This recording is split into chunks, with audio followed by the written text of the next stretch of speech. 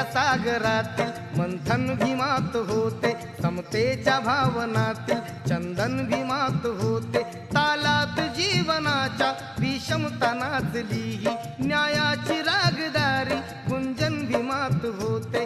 संकल्प या मनाचा क्रांती करून गेला, निधड्या मनाचा मोठा होऊन सिंह गेला।